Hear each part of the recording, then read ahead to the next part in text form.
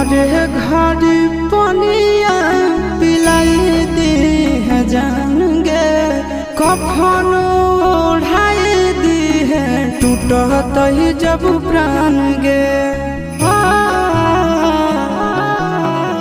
मोरे घर पनिया पिलाई दी है जान गे, कफन ओढ़ाई दी है टूटत ही जब प्राण गे। हगे हमारा से तोरा जाती प्यार होता भेंट सक छात कर लगे। हगे सोनाया गावा हो भरती पाटनवा में आके मुलाकात कर ले।